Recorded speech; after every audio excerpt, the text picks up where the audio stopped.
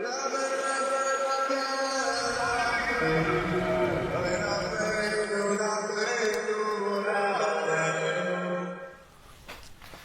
let's get started, everybody. So, welcome, everybody. If you are new here today for the first time, an extra special welcome. There's a couple of people here new today, and some are new to the house, to the shul. Some are just a new period to the Shiur, but nonetheless, a special welcome to everybody. Want to note that today's Shiur is sponsored by Shmuley Fuchs. Lilu Nishmas, his mother, Beila Yentel Bas Elchanan. Mirz Hashem, her neshama should have an aliyah. So we've been learning this Torah, and it's a very special Torah about in the inyan of Simcha, and there's a few things that we've been trying to address, and we're gonna this shiur today. We're going to try to get into something that's going to be very deep.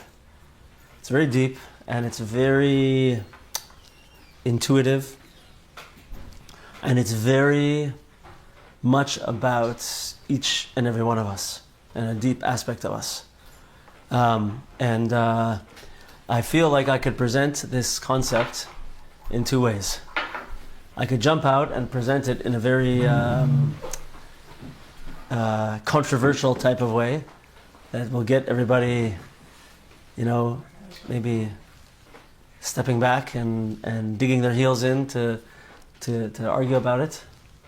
Or we could kind of go more from a foundational place, a deeper place, and slowly explain and get to an understanding of it.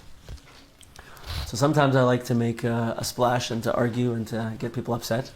But I think we're going to go the other way, and we're going to try to take this concept from a deep place and try to step by step roll it out and come to a deep understanding in this way. So let's go. Okay, so the first point is, and this we have to know, is that the main idea that we've been talking about in this Torah is that when we're in a place of Simcha, when we're in a place where things are going great and we're happy, right? At that moment, it's as if any sadness that we have is at the side. It's gone to the side. We forget about those things that make us sad when we're in times of happiness, right? So that's one thing. But Rabbi Nachman says, Ma'ila Yasera, there's a higher level, which is to take that sadness and bring it into the Simcha, and transform that sadness into Simcha also. And the Lashon uses that we bring it in so that, and we force it to be B'Simcha, so that it should be B'Simcha Gamkein. The Lashon is Imahem Gamkein. That it should be B'Simcha together with them, the people that are B'Simcha, also. Right, so there's an aspect of like we said before. Sometimes we're happy, but as soon as the simcha dies down, we're back to having that whatever it is, empty feeling, or we realize we still have things that make us sad.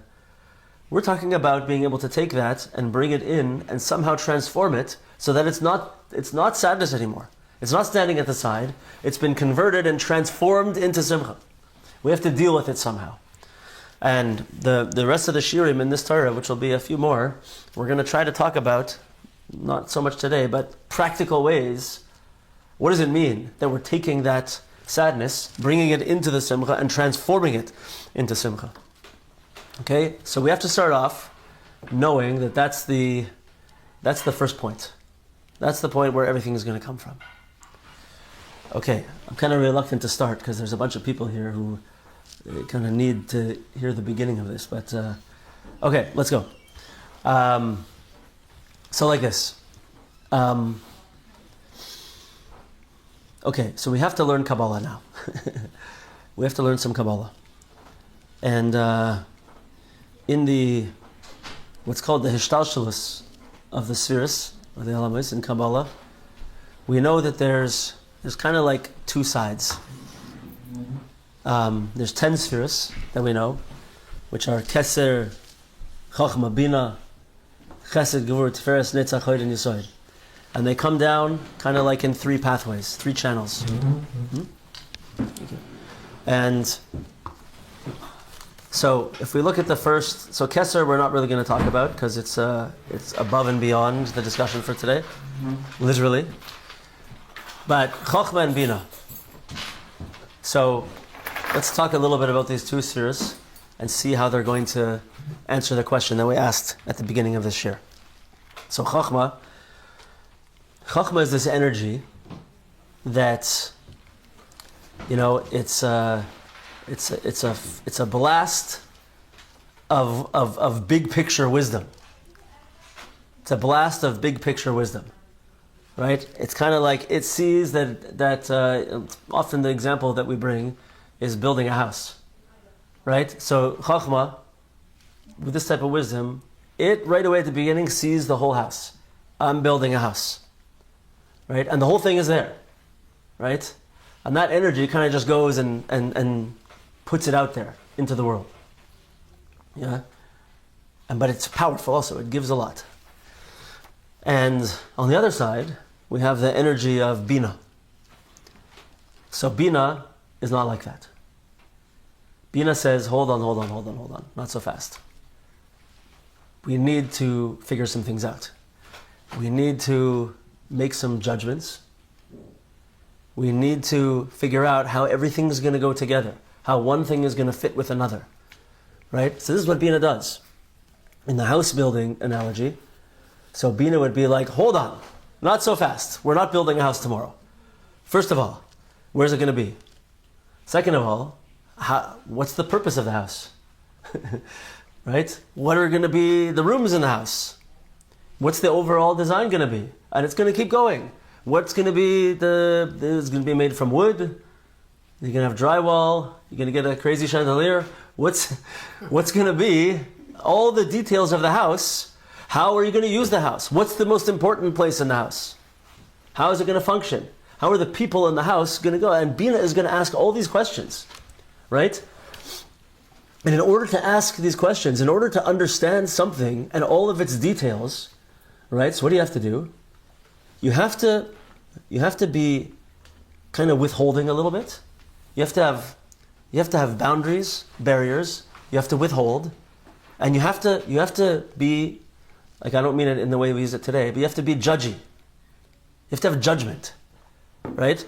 Because the Chachma energy is just like, we're building a house. Let's go. Okay?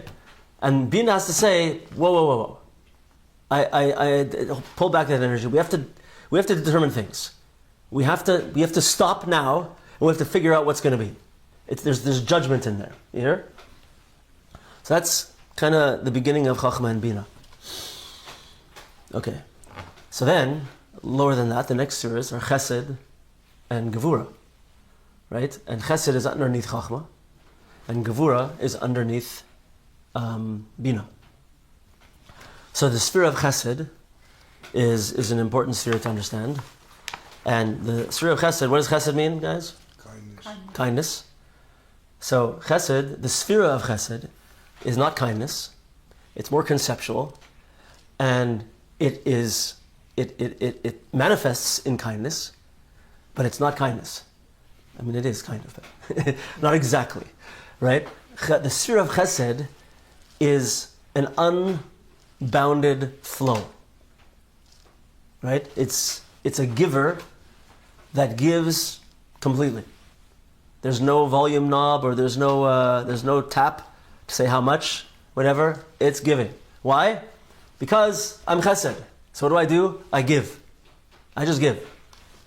Is it related to the right and left side of the body? Absolutely. Yeah, so Chachma and Chesed are on the right side, the right brain and the right hand, in the way that these spheres relate to our bodies also. And Bina and Gevurah on the left side. So what does what does Gevurah do now? Gevurah means strength. And in this sense, it means strength of restraint. And being able to hold back. Right? So Gevurah says, hold on, Chesed, not so fast. You see it? You hear? The left side keeps saying, wait, not so fast. So Gevura says, you can't do that. You can't just give. You can't have the volume turned up all the way for everybody all the time. You have to see a couple of things. First of all, you have to see, is the giving that you're doing going to help the receiver? Sometimes giving to a certain person does not help. It's bad for them, right? Some of the examples that we use for this is like a drug addict, for example. You have someone who's a heroin addict, right? You can't just keep giving, or they're going to kill themselves, right? So there has to be. So Bina says, wait, not so fast. Is this going to help this person? And to what level should it be? A full, complete, unbridled giving, money, right? That's not going to be good for. First of all, that's not probably going to be good for most people, even though we would like it to be good for us, right?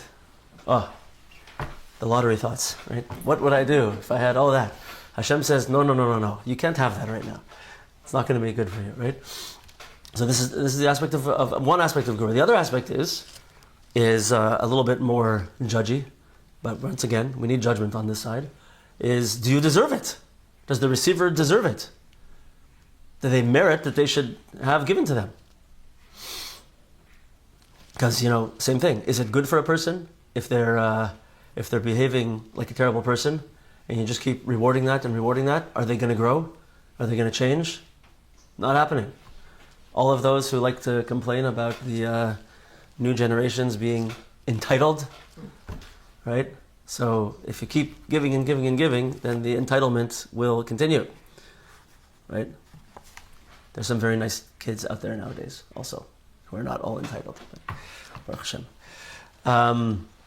Right? So you hear what I'm saying though? It's boundaries, stopping, judging, and withholding in a way that it's going to be good. So Bina is stopping and contemplating, trying to figure out every detail, trying to figure out what's going to be best, right? By judging what's going to be. Gevura is stopping and holding back, saying, no, you don't get all of this. Right? You're not allowed. Yeah. And on the other side, Chochmah is like, wow, we're building a house. I got a great idea. We're going for it. Right? And Chesed is like, yeah, let's do it. Here, I'm giving everything, all my resources, all my everything. Go, right? So that's what happens on the right and left side. Continues down to Netzach and Hoid, right? They also have special energy. Netzach, on the one hand, it has a few meanings, but one of the meanings that is important here is it comes from the word nitzachon also, which means victory, really. Right? So imagine that mindset. It kind of fits in. It's like, I'm building a house. We're doing it. Let's go. Yeah. And Chesed is supplying all the resources. We're doing it. And Netzach is like, I am making this happen. I'm building the best house. It's going to be amazing. I'm doing it. I am going to win at house building, says Netzach. Right? And Hoid is different. Hoid has two kind of meanings. One is it's connected to Hoidah, which is gratitude and thankfulness. And the other thing is an aspect of a type of beauty and splendor. Right? Glory, kind of, right?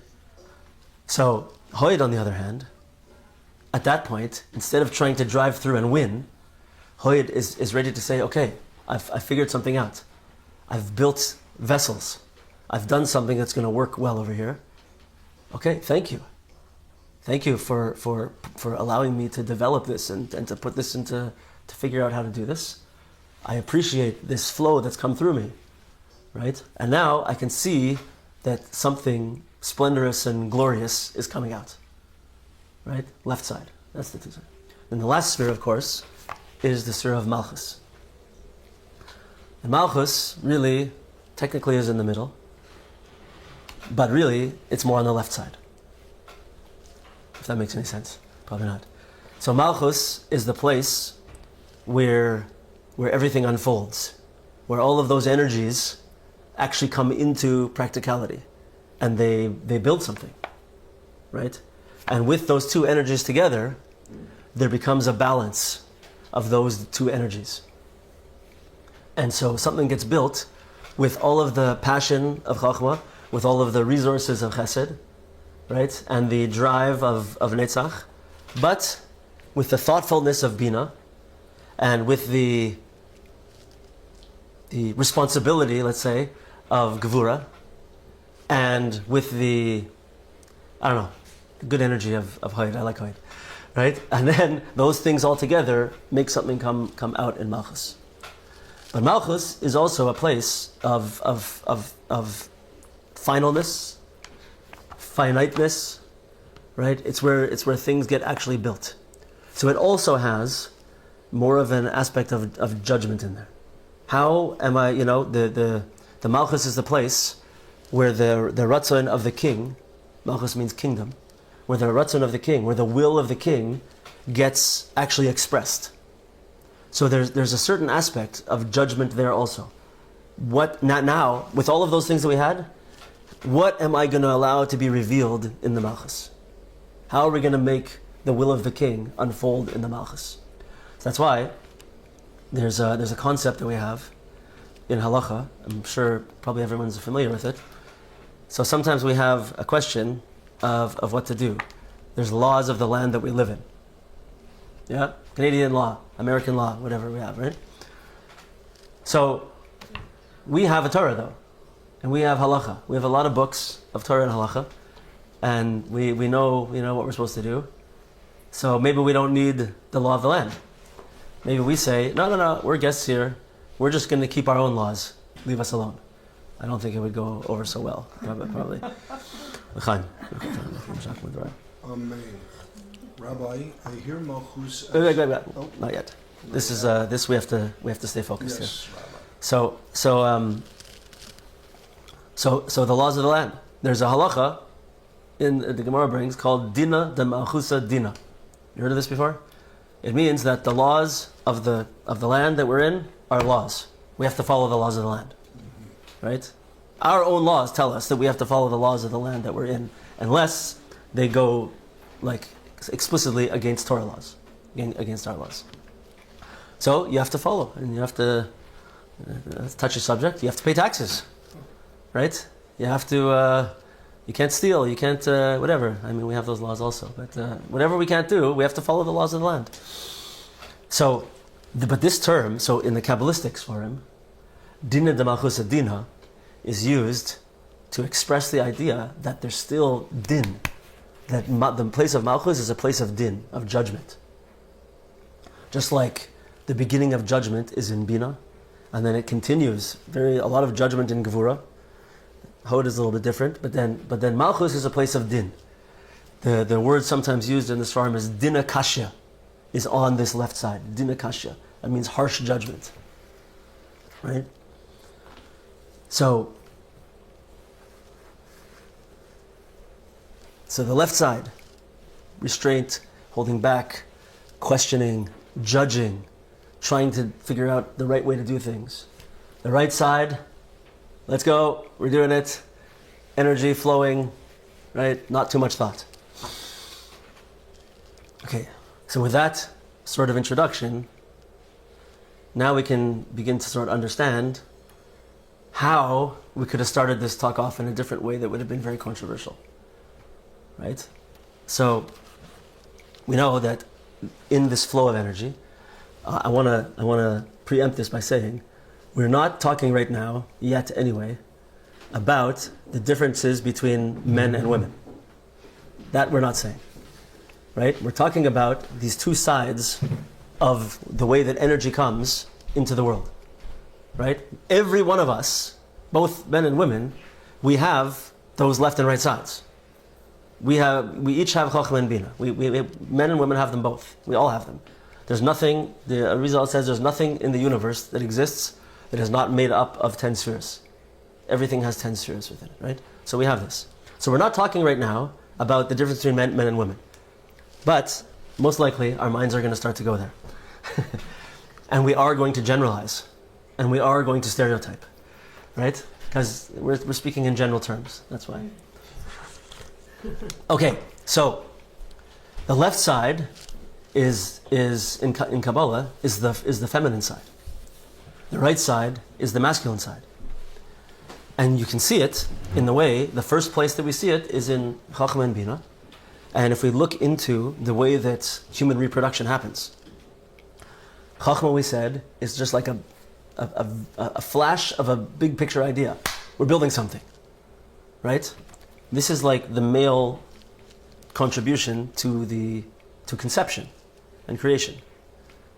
But what does Bina do? Bina says, whoa, not so fast. We're going to take that, and now we're gonna work with it. We're gonna build it.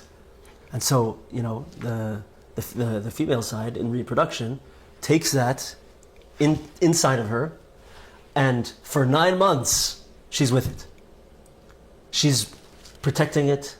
She's helping it grow. She's giving it everything it needs. She's thinking about, certainly if my wife is any indication, making sure she's eating the right foods, everything's going good, always judging what's going to be, in this way. But she holds on to it, she builds it, she works with it, she thinks about it, she's with it for 9 months. It makes us men feel terrible, that the difference in the way this whole thing starts. You guys are amazing, and you have this whole 9-month process, and we're like, done. So that's the first stage, right? So we see this, and it makes sense. I'm saying major generalities now, right? Happens to be most of the time my experience. And like we said, every man and woman has both of these. Some men have a lot of the left side, and some women have a lot of the right side. But generally speaking, these line up, right? So when it comes to these two sides, I'm thinking about, like, if these are all going to be my family examples. So hopefully they're nice.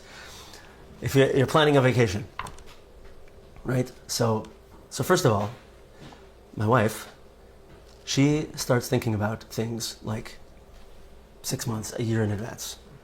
She's already thinking about this. That brain is going.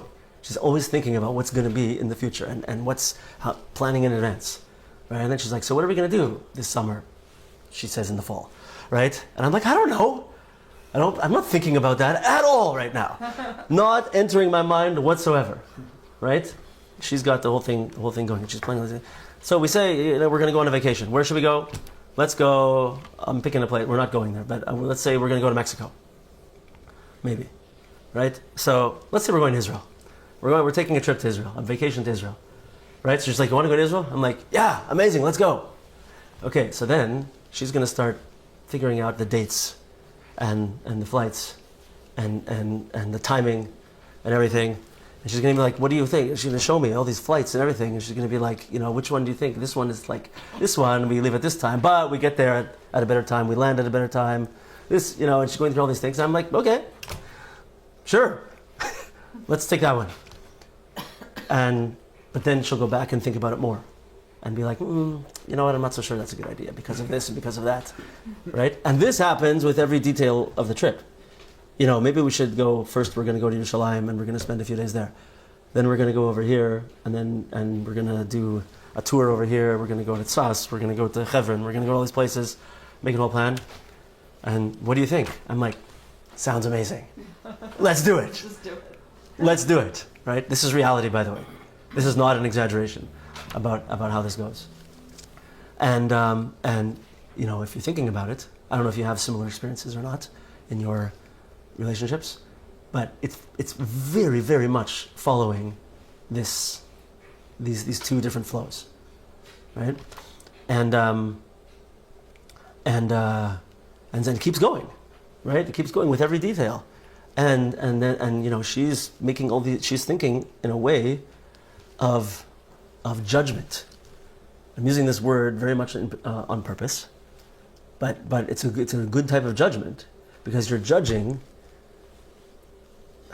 with the way things should be and how we should plan it in a way that it's going to be great and what's going to be negative for us, what's going to be positive for us. This is like the energy of Guru that we're talking about. You can't just go all in. Right? On the complete opposite side of the spectrum, every once in a while, I have an opportunity to go with my boys or one of my boys, just us, on some type of trip, Like I took we went to New York one time, to Miami one time, and we literally do not plan anything. we book a flight, this looks good, let's do it, done. Right? We find a place to stay, good, done. And then we go. And we just figure it out as we go. And we like it that way, for the most part. Right? But if we go on a trip that has had my wife's input into it, we're gonna do a bunch of amazing things. And we're gonna accomplish a lot more and do a lot more and connect a lot more than we would if we go on the man trip. Yeah? But these energies really play out like this. Okay? Because we're not judging. We're just going. Let's do it. We're going. And we didn't think about, but you know what? We missed a chance to get our tickets to this thing because we were a few days too late.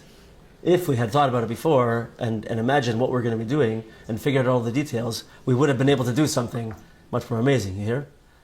So this is a place where you see these different types of energies. But I'm focusing on this word judgment because of the Svarim use it. Dina de Malchusa Dina, Dina Kashya, right? This is on the left side.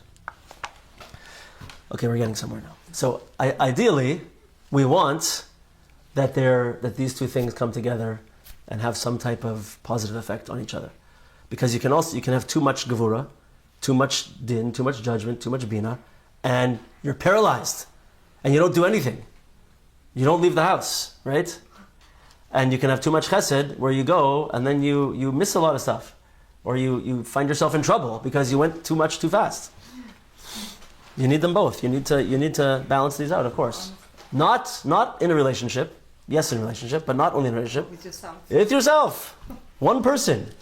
Right? Sometimes we can be too much on either side. And generally speaking, each person is drawn to one of those sides. And if you think about it, you probably know who you are.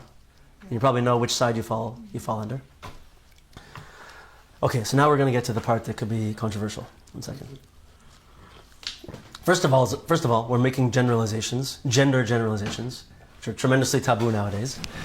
But we're doing it anyway.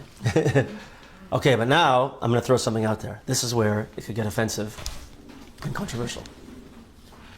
So what we see in Reb Nosson, in Likutei Halachos, on this Torah that we're learning now, he says that the place where atzvus, where sadness is able to have a hold, is on the left side.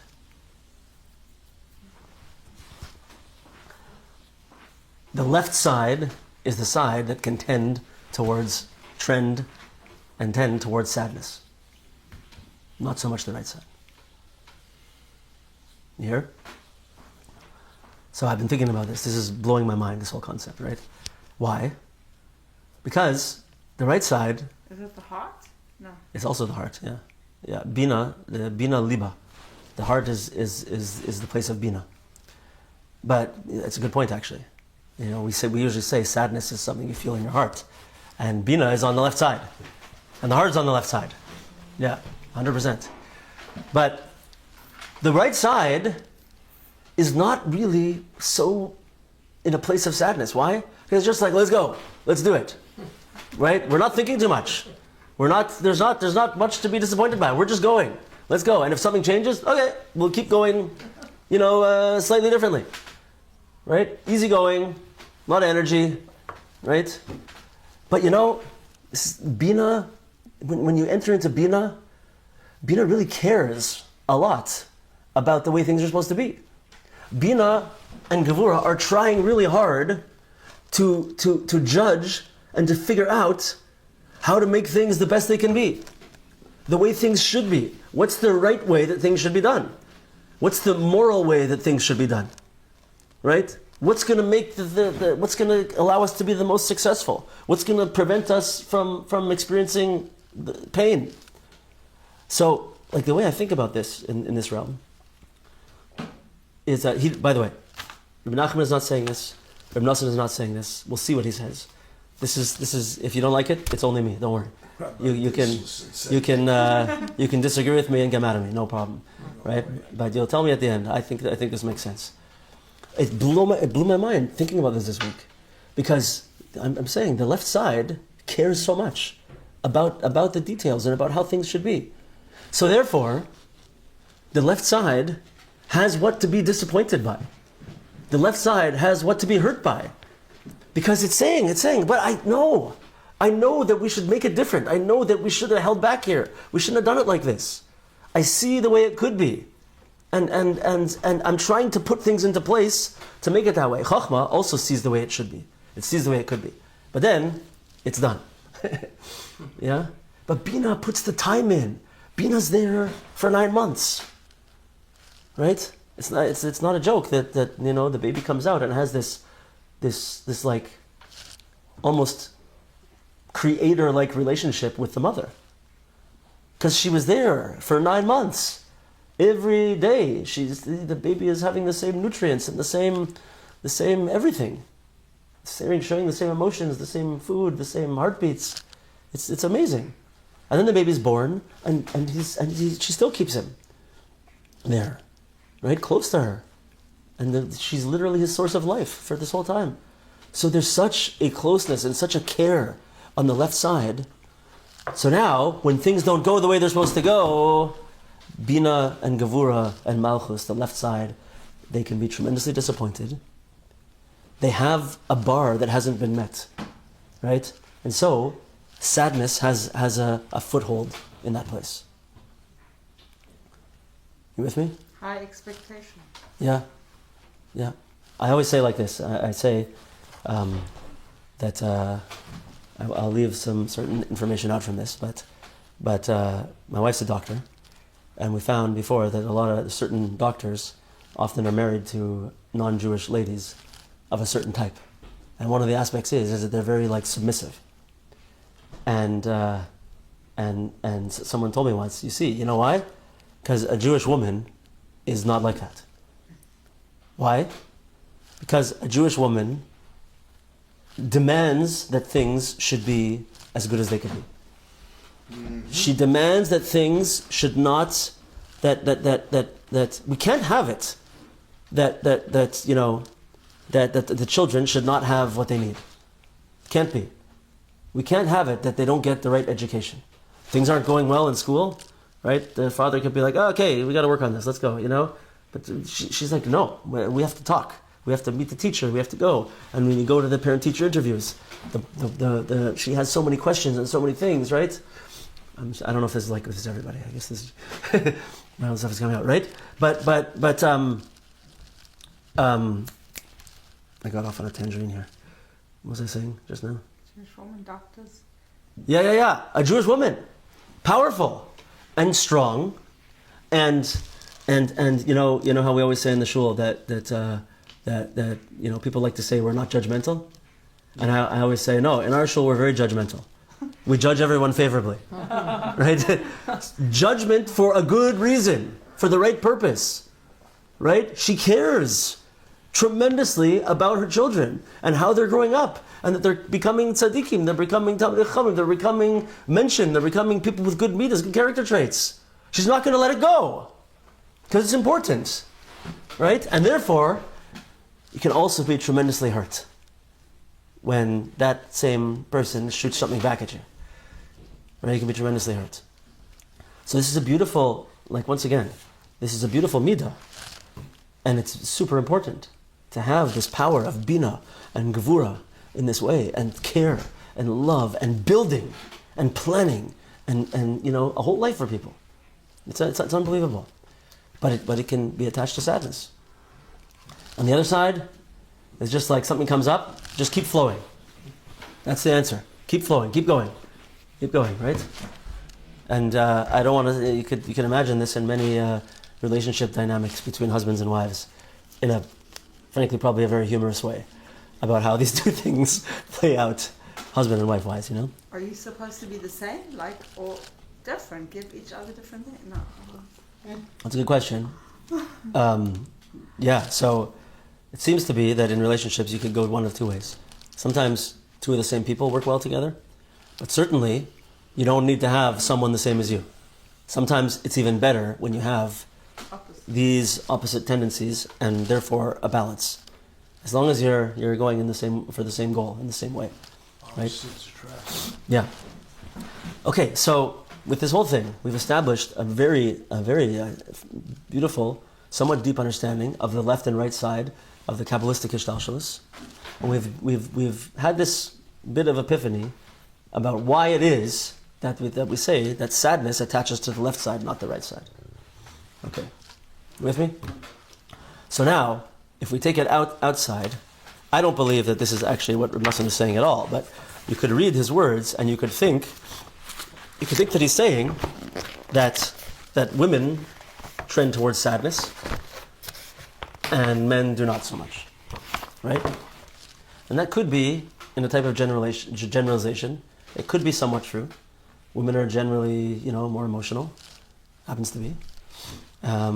Maybe, in a generalized way, maybe women cry more than men. Could be. I cry quite a bit myself, but maybe. I don't know. Could be. But, so says Gislason like this. He says that this is why the time of a chasana, of a wedding, is a time of such simcha. Because the whole inyan of a chasana is that you have this right and left sides coming together, right? And it's as if we're taking that side that could have an aspect of sadness to it, and we're saying, no, we're removing all of that potential sadness that could be there, and we're uniting it together with the right side of flow. We're creating a type of balance. We're removing the possibility of sadness. And it is actually being brought in, and now, not just that the sadness is staying to the side, it's totally being transformed. When a husband and wife come together, right, in halacha, in the Gemara, we say, ishtoi kagufai. That a husband and wife, they become one thing, right? Chetzi neshama. They come together, and they become one complete soul. Right? This is what we say, I'm looking for my other half. Right? And when they come together, there's such an aspect of simcha, because it's a unification of these two sides.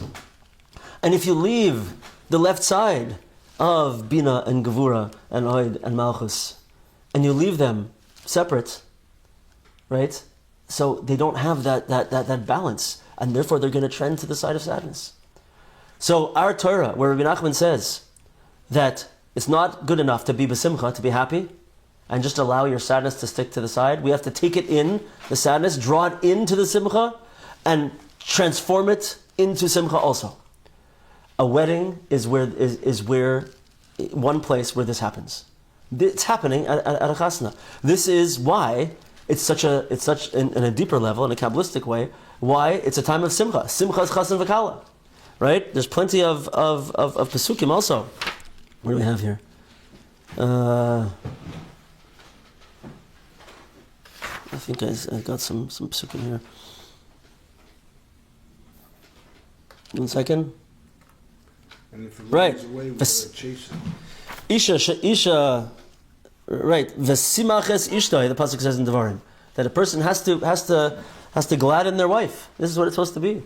So the fact that we have husband and wife here is I mean, if they're coming together, obviously, but on a deeper level above them, you have the right and left sides of the universe coming together.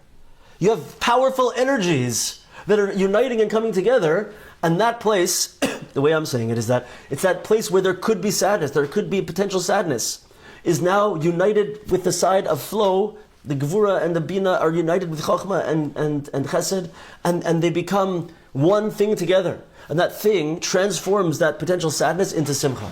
This is the beauty and the amazingness of the Simcha v'Chasana. Right? And it's why we have a mitzvah to be Misameach v'Chasna Kala. The whole inyan over there is to make Simcha. Right? You have other life cycle events that are happy, and everyone's happy. You have a bris, you have a bar mitzvah, bas mitzvah. Right? It's a time of simcha, right? We just had a bunch of Durbach simchas over here, right? And they were all happy events, and everyone was happy. Oh, but by a chasana, we have a commandment to be mesameach chasan and kala, to make them happy. And we say, the famous Gemara says, Kol ha-mesameach chasan v'kala, zochel lechamisha choles. Anyone who makes the chasan and kala happy merits to have the blessing of these 5 voices, which is Kol Sason, the Kol Simcha, kol chasan v'kol kala, and the last one, kol mitzalas chasanim chupasam. Whatever, it's a longer one. but we merit all the blessings of these for being involved in this mitzvah. Because really, it's this whole idea of transforming sadness into simcha. So, I could have started this whole thing, like I said, by something controversial to get everybody angry, and say, women are sad and men are happy. Right? But it's really not what we're talking about here. And if you think about it, and how it all relates, I think personally that it's amazing, and really, it comes off, the way I see it, as like the biggest compliment to women compared to men. The biggest compliment to the left side compared to the right side. Because of everything that we said. The care, the love, the thoughtfulness. Right? For someone who's not thoughtful will not be disappointed. Right? It's totally wild. Totally wild. So let's go a bit further. So there's another aspect. In the... Benjamin, I'm going to look at your comment later. It's a little long for me to see at the moment. I'll see it later. God willing. So the whole concept is of this Torah, and an individual person also, is to be able to take my sadness and bring it into my simcha and transform it. How are we doing that? It's when we're realizing it's coming together better and better every time we learn this. It's when I'm realizing that really it's all part of one system. It's all part of one system. The fact that I'm sad is just because I'm leaning more towards the left side too much over in these realms, right? And when I'm in the simcha, when I'm together with simcha, I just have to remember, you know what? That sadness is also me. That sadness is also part of my entire makeup. And you know what? Hashem gave me that sadness right now in order so that I would reflect on it, and that I would work on it, and then something would change, and I'd be able to bring it in and transform it into simcha. When I realize that those moments of sadness are really Hashem talking to me, saying something's not right. We got to change something. And I remember, I was also thinking, going back to the previous Torah that we learned, when I looked throughout my history, and I remember that I went through a lot of things. I went through many challenges, many nisyonos, many tests, many difficulties. And you know what? Every time Hashem took care of me. Every time I made it through. I literally am the proof in the pudding. I'm here. I made it through all of my challenges. I made it, right? This one too, like they say in Eretz Yisrael, right? Gamze yavo. This too will pass. They know, they're the experts on this, right, in Eretz Yisrael. They go through the biggest challenges we can't imagine over here. Right? And what do they say when they're facing these tremendous challenges? Gamze yavo. This too will pass. We're going to get through it. Right? Meaning that I trust. I know that it's all part of the system. It's all part of my life. It's all part of building me into who I'm supposed to be. Oh, now I can unite those and I can bring them together and I can transform that into something b'simcha. We're still saying over here in this Torah that you have to first be b'simcha. That we haven't discussed yet. You have to be in a place of happiness in order to do that. Okay? But we can do it. This is one example of how it happens outside of our individual selves in the way with chasna. But the big picture is the amazingness, the awesomeness of taking something that appears to be darkness, taking something that appears to be very, very low down, and saying, no. There's really no such thing as darkness. Right? It just appears that way. But you know what? In that dark place, Hashem is there in the exact same way that He is in the light places. There's not a place that Hashem isn't there. If I'm at my highest highs, Hashem is there. If I'm at my lowest lows, Hashem is there. Every place, every time, every experience, every emotion that I ever have in my life, Hashem is always there. Right? And when, this is what Hashem wants us to do. When we go to that place of darkness, and we elevate it, we bring it into the place of simcha and we transform it, this is the biggest Kiddush Hashem. This is our job. This is what it means to be, right, an Or Lagoyim, a light to the nations. Where we show, this is what we have to show. That everything, all those things that you think are bad, that's really from Hashem also. Really something good's going to come out of it. Even though we don't see it, all the time, we don't get it. This is our job. And this is what's happening in the chasna. So, it's mamish, it's like our life mission to be like this. It's fantastic. So, I don't know, you ever hear these stories of like, I I know it's not the right time of year, but we're coming out of Pesach time. Also Hanukkah's like this, but you ever hear these stories from the camps in Europe, where Yidden would find, like they'd find some leftover butter, and they'd save it for they'd save it for like months, a little bit, whenever they could get, and they'd like rip off a little piece of their clothing, and they'd somehow they'd have a little thing to put it in, and they'd be able to make one candle that they would use to light Hanukkah in such a place. This is what they did. It's mind blowing, right? They'd bribe guards and figure out a way to find some flour, and somehow in a hidden way be able to make one little tiny piece of matzah, and they'd have to decide who's the one person who's going to get to fulfill the mitzvah of eating the matzah, right? Just heard a beautiful story about this a while ago, but yeah, we won't say it now. Amazing stuff, amazing stories. I have this one, I always bring it out during Pesach by Vehisha Amda. I have this sefer, this copy of Likutei Moharan that was printed in 1945 in a DP camp in Germany. And I always like to bring that out to show at Vehisha Amda in the Seder, because this is like what a person of light does. You could be in that situation and you could say, I just went through hell on earth and I lost family, I lost everything, and I'm sitting here now. DP camp is a camp for displaced persons. Displaced, they have nothing. They're in a DP camp, and you know what? You could be in there, and you could be in that dark place, and you could exist in the realm of darkness, complete darkness, and you could allow yourself to be pulled down. Someone, it was a Reichman, by the way, not one of the ones from here, but a named Reichman, decided, no, right here, now, in this 1945 DP camp, I'm going to print Sefer Likutei Moharan. Like a real book. He went to printers and got them, somehow figured out how to print Likutei Moharan in a DP camp. In that place, to say, no, this is not, I'm making Simcha here. I'm making illumination in this place. This is what life is all about, right? Amazing. So now we'll finish off with one more wild concept that ties into this whole thing. This is very special. It has to do with music. So if you're into music, this is mind blowing. So I know there's a few people here who are into music. So first of all, this is the reason why we have to have klei zemer. You have to have musical instruments by a chasana, by a wedding, because it goes together with this whole concept that we're saying. So why?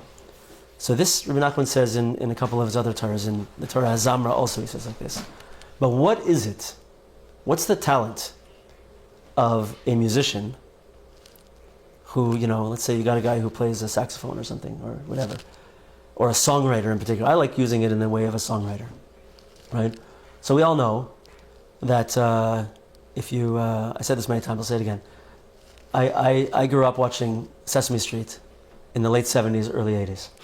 So I remember the old Sesame Street guys, but there was one guy, I don't remember his name, he was a composer, and he would always be sitting at the piano trying to compose a song, and he would lose his train of thought, he couldn't figure it out, and he would lose his mind and be upset, and he would slam his arms and his head down on the piano and start crying every time, right? So what's he doing? And it sounded terrible. You ever see a kid go stand by a piano and they just go, right? Why does it sound terrible? It sounds terrible because they're playing all of the notes at the same time, right? Anybody can do that. You can pick up a guitar and just strum every single string without changing anything. The talent or the ability of a musician is to be able to pick out the exact right notes. Which notes are the ones that fit right here?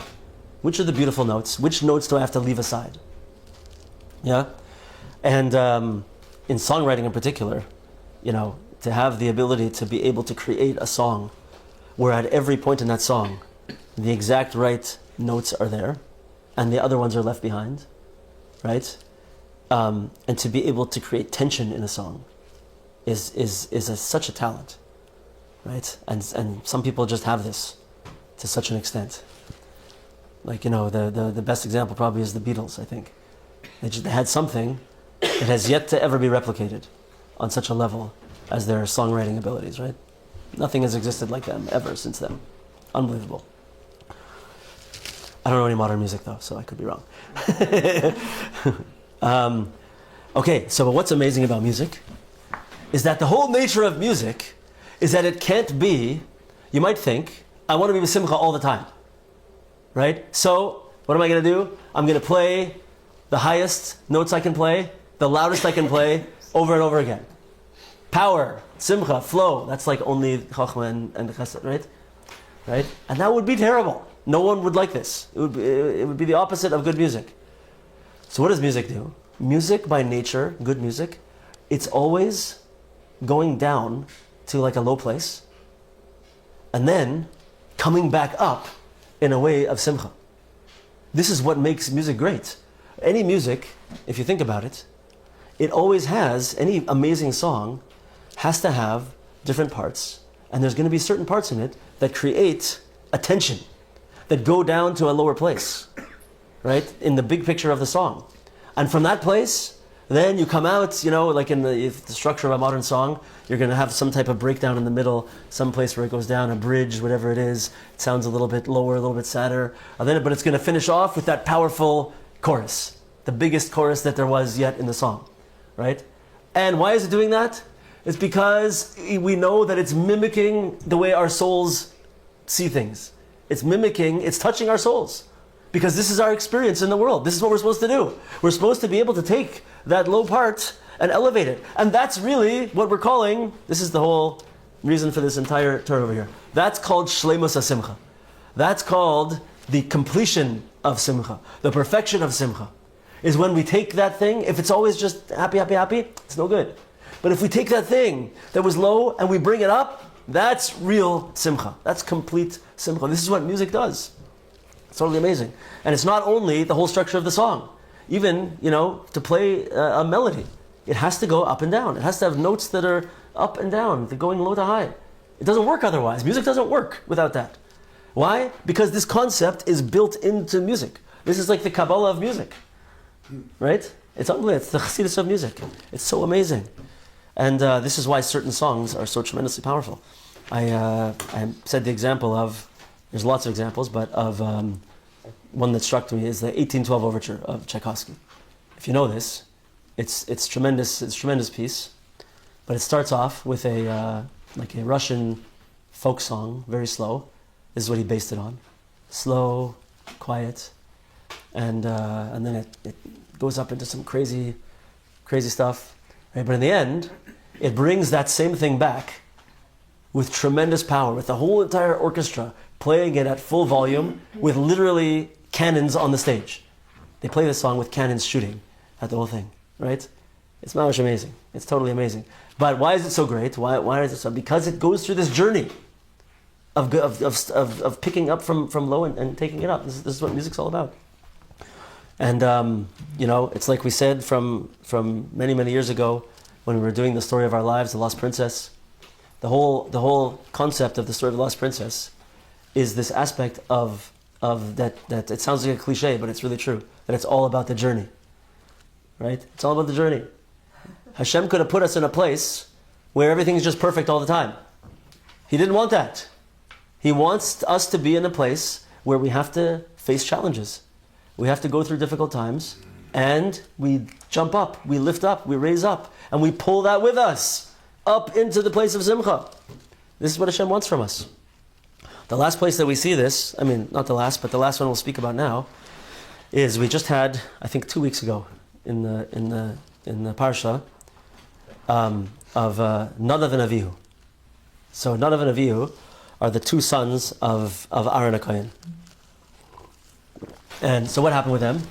The Torah says that they brought a strange fire, a foreign fire, into the Mishkan. They weren't allowed to do that, so they got burned up and they were gone. Totally, completely wiped out, gone. So the Gemara asks the question, so what did they do wrong? The Medrash asks the question, what did they do wrong?